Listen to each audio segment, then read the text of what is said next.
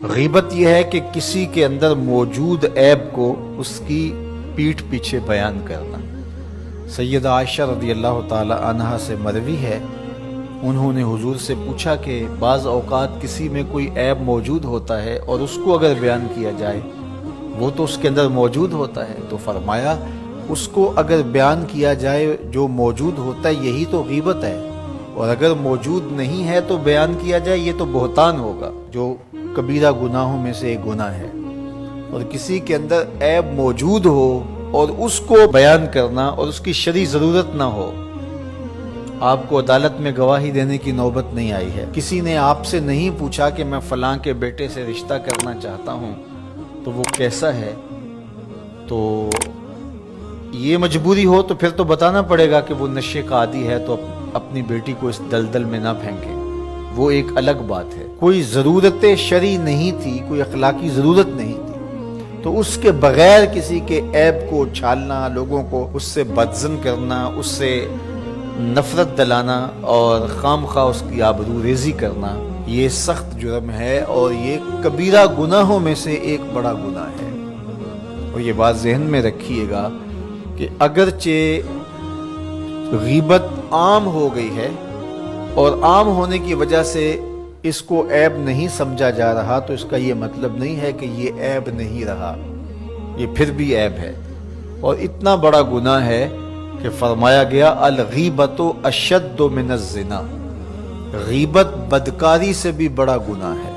اور پھر بدبختی، معاشرتی قدروں کی پامالی یہ ہے کہ کسی کی بدخوئی کرنا یہ تو معمول زندگی لوگوں کا بن ہی گیا، لوگوں کی بیٹیوں کے تبصرے لوگوں کی مجلسوں میں آ جاتے ہیں۔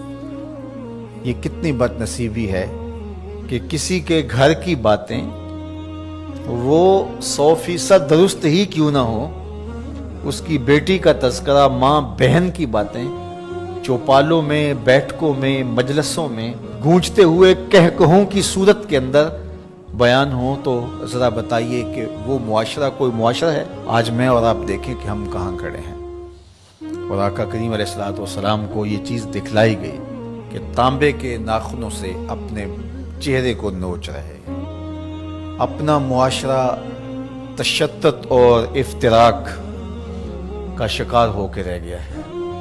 یہاں یہ بات بھی میں کہنا چاہوں گا کہ بریکنگ نیوز کے نام سے جس طرح سے چینلز کی دوڑ لگی ہوئی ہے، اور اس میں یہ نہیں دیکھا جاتا کہ کسی کی عزت کو اچھالنا قرار پا رہا ہے اور اس کا کیا نقصان اس معاشرے میں ہوتا ہے۔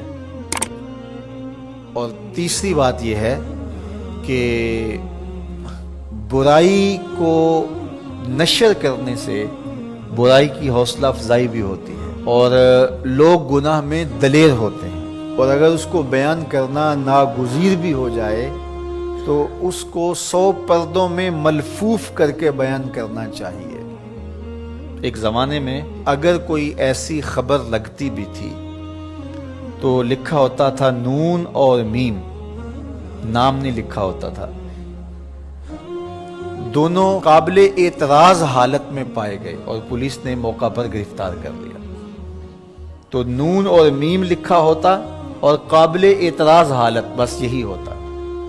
اور اب یہ بریکنگ نیوز کے چکر کے اندر کیمرہ لے کے اندر گھس جاتے ہیں اور قوم کو دکھا رہے ہوتے ہیں، اور ہم اگر میڈیا پہ آئیں اور دیکھیں تو لگتا ہے کہ معاشرے کے اندر برائیاں ہی برائیاں ہیں، اچھائیاں نہیں ہیں۔ تو میں ایک دفعہ ایک میڈیا کے ساتھی سے کہا کہ نیوز ویلیو صرف برائی ہی کی کیوں ہے، نیوز ویلیو اچھائی کی کیوں نہیں ہے؟ اچھائی کو بیان کیا جائے، برائی کو بیان کرنا مقصود بھی ہو تو اس کے لیے ملفوف لفظ ہونے چاہیے۔ آپ سورہ یوسف پڑھ سکتے ہیں، قرآن مجید کا اسلوب دیکھ سکتے ہیں، پوری سورت کے اندر منفی کرداروں کا نام نہیں ہے، چاہے وہ حضرت یوسف علیہ السلام کے بھائی ہوں یا عزیز مصر کی بیوی ہو، ان کا کنایے سے ذکر کیا گیا۔ اور جو مثبت کردار تھے، سورہ یوسف اٹھا کے دیکھیے، بار بار یوسف صدیق کے لفظ آ رہے ہیں، یوسف یوسف کی پکار آ رہی ہے،